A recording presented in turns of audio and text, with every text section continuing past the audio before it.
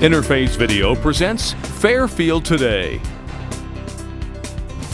Brought to you by Fairfield Federal Savings and Loan, Fairfield Medical Center, Fairhope Hospice and Palliative Care, the Fairfield County Board of Developmental Disabilities, and the Frankie Smith Funeral Home.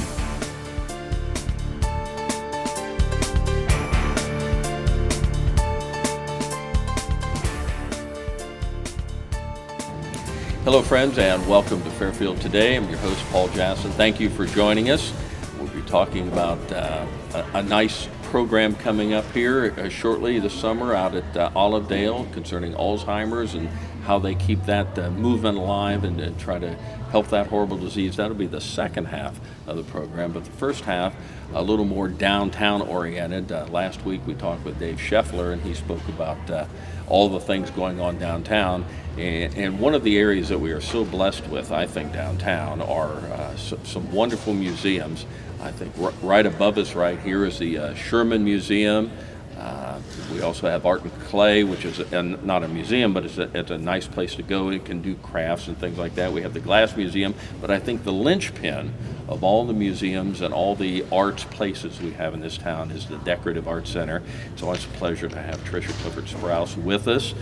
How are you? I'm doing great, Paul. Good. Thanks for having me back. Director of the Decorative Arts Center, and my golly, it's we're going to we talk about all the museums downtown, but we'll be talking about how you guys are partnering up. There are lots of things going on together with you, the Glass Museum, Art and Clay, kind of in together. Together, and in fact, next week we have our walkabout, which is an amazing event that we do the first Friday of June.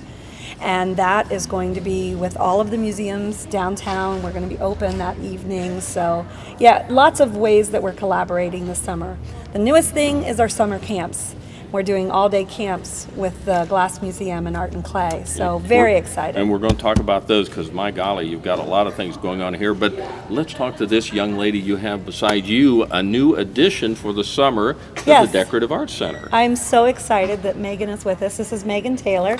Megan is our summer intern. She is a student at Otterbein University. She's studying art as well as a focus on art education. So she is there with us. She's doing a lot of our summer camps. She is teaching some of the classes that we have now with our special needs, some of those classes that come through. I know school's winding down, so we won't have as many of those. But she's been busy already. She's been with us for about 3 weeks now, I think. So. Had a chance to catch your breath yet, or just even take a breath? Well, I got out of school on Friday, and then I started my internship on the following Monday. So I'm very blessed with this opportunity to kind of hit the ground running. Yeah, keep things going and keep it all fresh and practice. Now, are you a local girl? Where did you go to high school? I went to Sheridan High School. Okay. I live in the Rushville area, so I'm right on the Perry County and Fairfield County line. But I went right to Sheridan High School and then went to college from there. So you're an Otterbein, an art major up at Otterbein. What year are you, or will you go back to? I will be a senior in the fall. And I bet these 3 years have gone so quickly. Oh my gosh, they say it does, and wow, it really does. Well, it's a great opportunity for you to come down here, and I don't know if you had any contact with the Decorative Arts Center prior to you're becoming an intern for the summer, but and I'm sure you know now, be careful what you wish for, because you have tons of programs to keep you going, and if you're involved with these summer camps, I mean, your summer is filled up. It is, but it's all fun stuff, it's all things you enjoy too, so. Yeah. Well, that's great. I have my dream job, so what can I say? Everybody has that. You never work a day in your life if you do something you enjoy, so maybe this is for you. I know it is certainly for you. Yeah, so I love it. Very good. Well, we have summer camps coming up, lots of involvement, I guess, museums, or marbles and museums, I guess is the term. That's coming up later in June 19th. Through the 23rd, and that's an involvement with the Art and Clay and the Glass Museum. Again, partnering up there, a lot going on. Yeah, one of the things that our parents were telling us, because we've been doing camps since we opened, well, one of the things that they really wanted was an all-day camp. And there's not one facility really downtown that has the manpower that can do an all-day camp with children. So this was an opportunity for parents and students to get that experience without taxing one organization. I mean, we're all small businesses. Lots of volunteers. Yeah, lots of volunteers and all of them.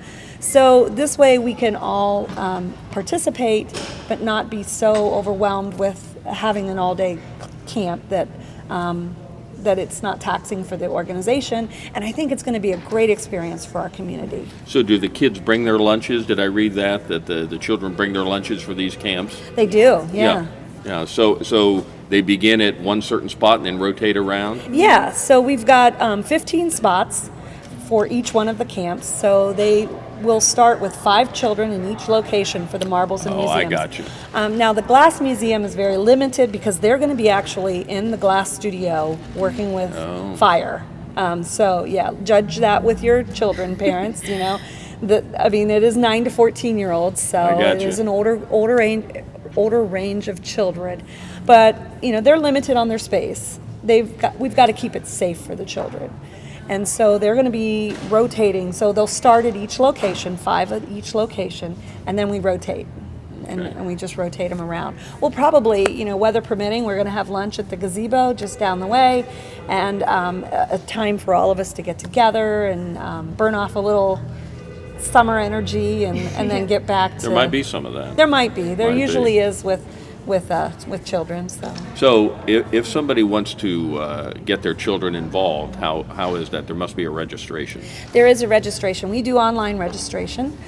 So if you go to our website, we actually will link you to Art and Clay. So is that deckartsohio.org? Yes, you're right. Excellent. So you can go to our website, see all of our summer opportunities that we have, and then there's a registration button, and it will link you to the website to register. Now, Megan, what is your involvement with this? Will you be in charge of one of the groups, or will you rotate around, or the overall charge? I will kind of be over at the Decorative Arts Center handling whatever activities we'll be doing there. Okay. So I'll get one, shipment of kids. One will go out, another one will come in. Yep. Yeah. Have you worked with young people before in this setting? I have, I've worked with kids in art classrooms in public schools, but I haven't done a summer camp. So I'm kind of excited for the different type of energy that's going to be coming with that. So. And with your major, is that where you would like to go to become an art teacher? Is that your thing, or some other part of art? With art education, you can kind of go an art museum type route, which is kind of the things that I'm doing here at the Decorative Arts Center, or you can kind of go an education route in public schools or that type of setting. So when I reached out to Trisha about an internship, I've kind of just wanting to explore the different opportunities you have, because you're not so aware of everything that you can do with our education degree. So here you have with her, who is the decorative arts side of things, but now you also see more of a classroom setting. You can sort of see that too. So I guess that's a good internship. That you can do that. You can so well-rounded, get to see a lot of things, enjoy that, maybe help you make some of your decisions as you move back in. Absolutely. It was a perfect fit for sure. Well, very good, very good. Then after the Marbles in Museums, in July, it's Fundamentals. Yes. Good. I like that. You like that one? I do. Yeah, What's that about? So fundamentals. Fundamentals are, line and shape and color and all of those things that go with creating art. So this camp is more about the process that goes behind what an artist is thinking, what an artist goes through to create pieces. It's not so much, that product at the end, as much as just figuring out those things that inspire us, those things that influence us, and that creative thinking process that just is amazing to watch young artists when they're in that mode. So our exhibition for the summer is 3 Voices, and there are 3 contemporary artists, 3 women artists that are working. 2 of them are painters, and 1 of them is a ceramicist. So we'll be bouncing off of that exhibition, looking at those artists and how they process things to create what they create, what their thinking is behind that. And then each location will be working with those fundamentals. So pretty exciting. So there's June and July, and then we move into August. We used to be around for the August ones. Will you still be here for that? I will be going back to school mid-August. Okay, so you might make some of this, maybe. Yeah. It's movie making. That sounds pretty exciting. Yeah. We did movie making last year. We did it just individually at the Decorative Arts Center. And if you go to our website, we actually have the movie that the children made last year. It was it was something about a virus. It was so much fun. They had so much fun, and they became zombies. And they're creative minds at work. Oh yeah, they were incredible. So this particular movie making camp is going to be between the Decorative Arts Center and Art and Clay. Okay. And so we're going to be working together. We're going to keep all the children at one time. So 15 will be at our location, and then they'll move to Art and Clay or vice versa. And they're going to be doing everything from writing the script to doing the screenplay, doing the props, doing the design of all the costumes, everything, and then acting it, filming it, editing it, and performing it, playing it. And one of the things that, Dave Scheffler was on last week, so I spoke with Dave, and we're going to actually get to have a preview of the movie at the Saturday cinema. When they run the cinema When they back run here? the cinema. How cool is that? That Saturday of the camp, How they're going cool to is actually that? play it for us. Kids mom and dad can see Yeah, it. yeah. Will they have another opportunity to see that? It will be on your website probably. It'll be on our website. We'll play it at the Decorative Arts Center that last day of camp. Sure. We'll have a popcorn and little movie premiere. So yeah, there'll be opportunities for them to see it before that too. Well, there's no doubt that's going to be a fun summer for the kids. And then in July, you wrap it up with the Luminaries Workshop. Yeah, we're going to have a Luminaries Workshop. There's actually 2 of them, one in July, and then we'll do a later one in October. Okay. But the July one is right after the parade, so you can go to the parade, enjoy There your are your luminaries, morning. and again, I'm not an artsy kind of guy. I'm a music guy, but not so much an artsy guy. But are these the things that you put out? Yeah. That are lit up? I think of them more at Halloween, perhaps. Right. But apparently, you can come up with luminaries for just about any occasion. You could. Yes. You could do it for anything. So they're going to do a patriotic themed one since it's right before the 4th of July. Sure. It's after the parade, so it'll be an opportunity for them to just have a fun family day. And we're offering family discounts for that as well. So the whole family can come and do that class. So again, I would suggest that we talked about marbles and monuments or museums, fundamentals, movie making, luminary workshop. All this information can be gathered at your website, which is a good one, decartsohio.org. And Megan, as do you live out home now? Do you make the drive in every day? Yep. There is so much buzzing downtown. Again, Tricia alluded to having Dave on last week. I don't know if you were here much as a young person, but now to see it now, it's dramatically changed. Perhaps even when you started college compared to now, you come down now, museums and restaurants and art places downtown. Lancaster downtown is kind of a buzzy place to be. Yeah, in high school, I always loved coming downtown with friends and stuff, and since I've left for college and came back and hearing about all these events and stuff, it really is booming, and the more restaurants that open and the more events that are going on, it's just, there's always something to do. I love it. Well, I think the young people that have you as their intern and help over the summer, they're going to be lucky. I think she's going to be a great teacher, a big asset to you over the summer. Yeah, good luck on that. Thank you. So lots going on. It can all be found at your website, or what's the phone number up there if we want to make a call? 740-681-1423. So again, we move into the summer, a busy time. It's always busy there. Always busy. With 12 months a year, I don't think there is any downtime. But best of luck, Megan Taylor, on your internship this summer and at Otterbein University. We'll see how it all works out. Maybe we can get you back on here at some point. We'd love that. Tricia, thank you, co-director up at the Decorative Arts Center. Always fun to have you make the walk down the street 100 yards to see us here. We appreciate on a beautiful day like this. On a beautiful It's day. not bad duty, right? I can't Not bad. complain at all. Very good, very good. Well, have a great summer, and maybe around festival time we can see how everything's rolled in, if not before that. So Sounds great. Thank you, girls, for joining us. Thank you. Thank you, Paul. Sure. We'll be back on Fairfield Today in just a moment.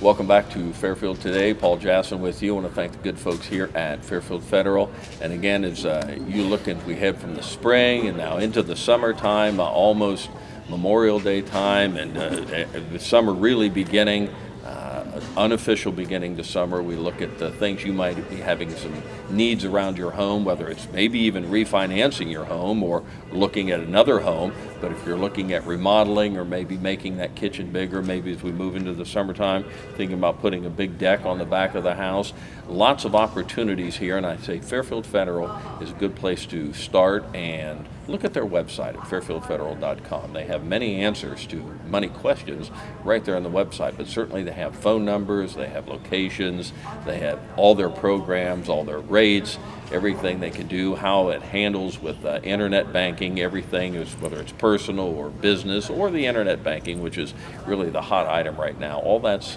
information can be gleaned if you go to the website at fairfieldfederal.com. That's a good place to start, and you can go from there. So it's fairfieldfederal.com.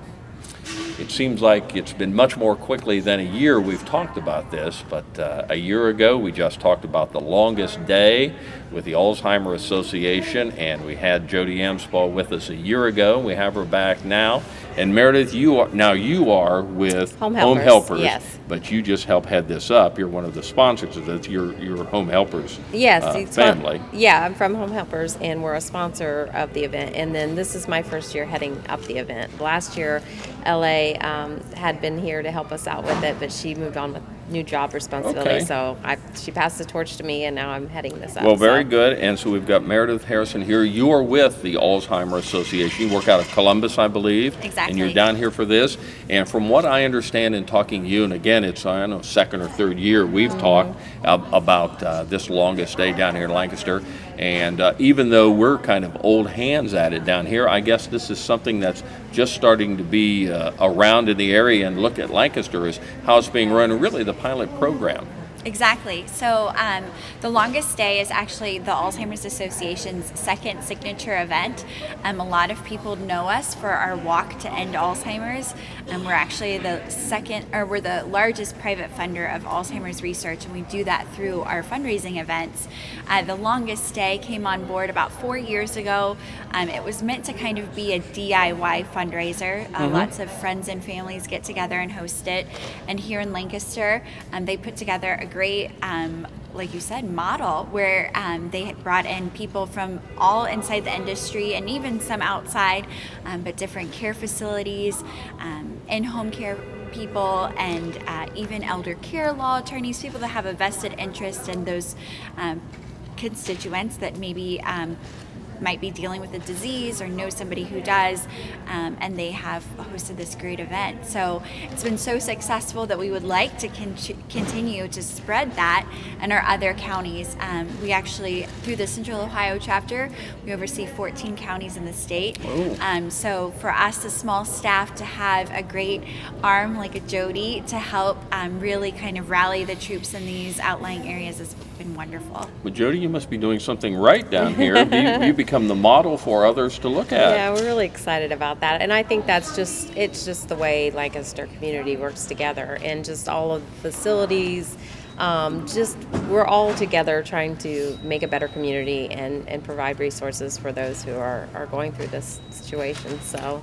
Well, as Michelle mentioned, it's the longest day, and this is one of the signature events for the Alzheimer's Association. For us here in Lancaster, it's coming up in less than a month now. It'll be June 23rd. That's a Friday, and it's kind of an all-day deal here, and it starts out at Olivedale? It does start at Olivedale. We're going to be there from 7 to 10 with the pancake breakfast, so you can come out, have pancakes, always sausage, a good way to bacon. Start. Yes, it's a great way to start. Brookdale here in Lancaster actually donated the supplies for the pancake breakfast. And then Olivedale has their own volunteers, and then all of us on the committee will be helping as well. But come out, have some breakfast, and all of your proceeds will go to the longest day. So Sure. It's 100% of the funds that are raised that day are going to go straight towards this. So after 10 o'clock, then things move from Olivedale to pretty much right behind us here at the right bandstand? behind us at the bandstand, and across the street as well, Zane Square all together, both sides of the street.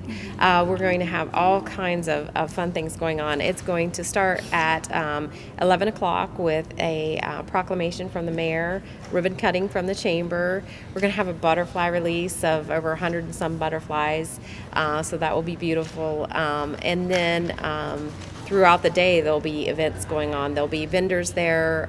Anybody that has any information, whether it's to help take care of somebody at home or whether it's to be in a facility, just all the different things that they can do to help someone going through this process. So. Michelle, when I think about Alzheimer's, I think about when I was a young person.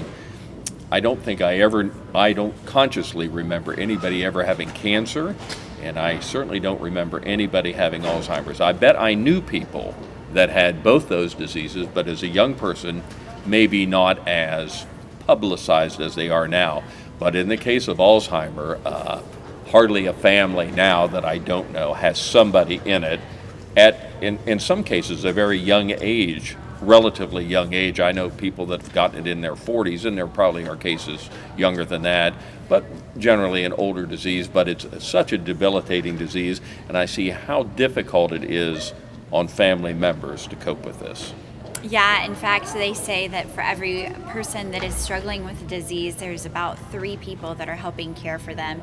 That typically falls in the arms of their loved ones, so spouses, children, grandchildren even. It really affects the entire family as a whole. And for those who have been affected by it, it's one of those diseases that is very slow to progress, which is not really a huge blessing, only in the fact that that means that those caregivers are in it for the long haul. So anywhere from 10 to 15 years, and sometimes, it just depends on the individual. But for the most part, they tend to be for the most part healthy, other than their function with their mind. So it's hard. And I think that's something that strikes me about Alzheimer's is for the people that I've known that had it, and other people that I vaguely have known that have had it, in many cases, they're in good health. Exactly. Which to me that meant they're going to have this for a long time, and this family is going to struggle with this for a long time. It's not a disease in most cases that's a year or two, and then maybe there's a quick end. It can be very long. Exactly. Yeah. So, and you deal with, I guess, not only the people that have it, but with family members. Yes.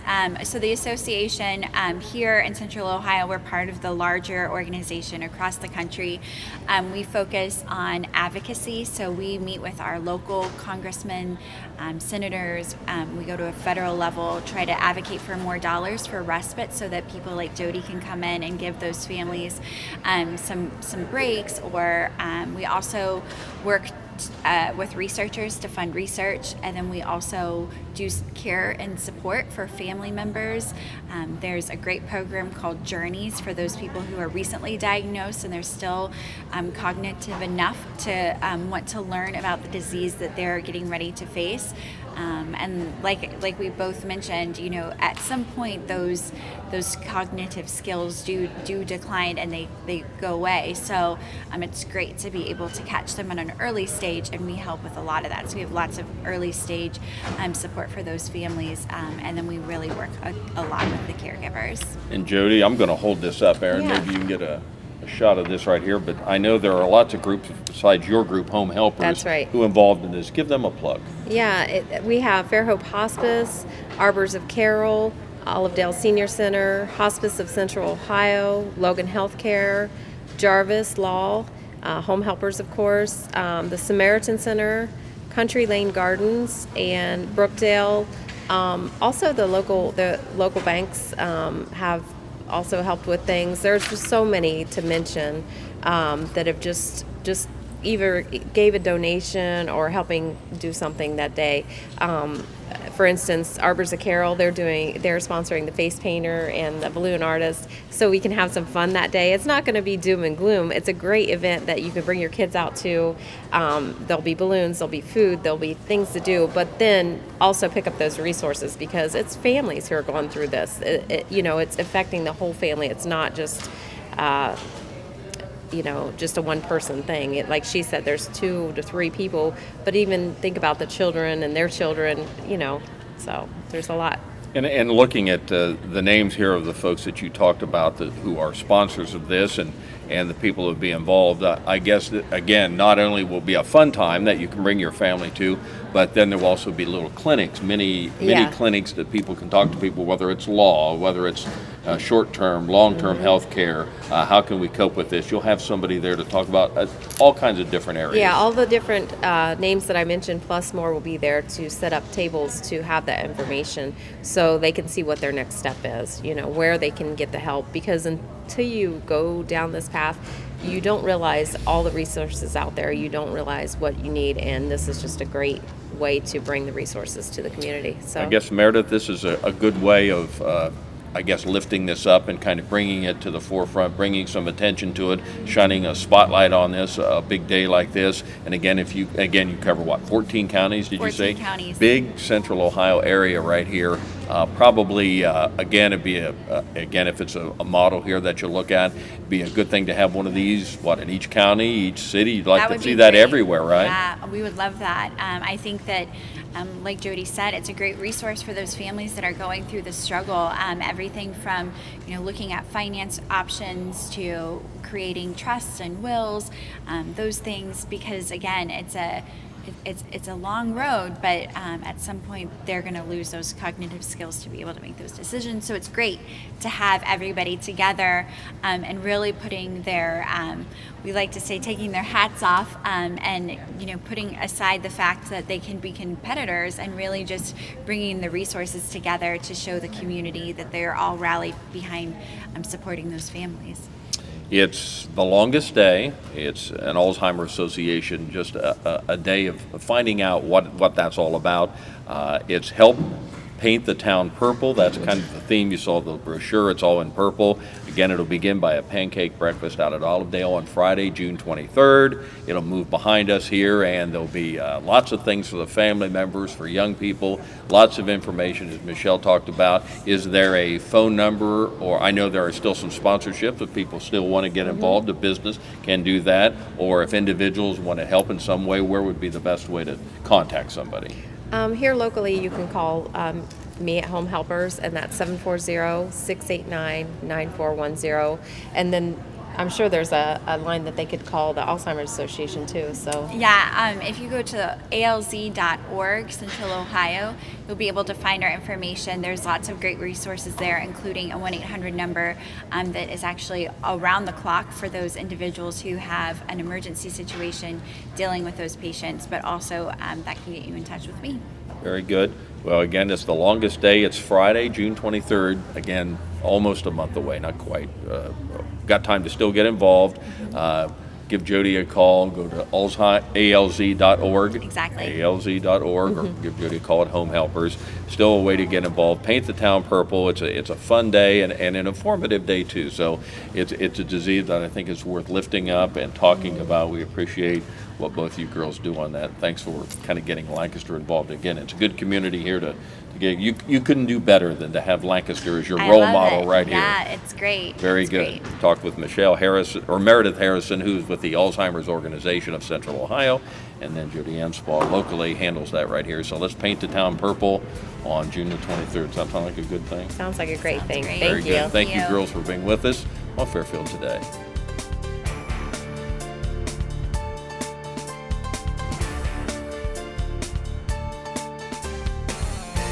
Fairfield Federal Savings and Loan, Fairfield Medical Center, Fairhope Hospice and Palliative Care, the Fairfield County Board of Developmental Disabilities, and the Frankie Smith Funeral Home.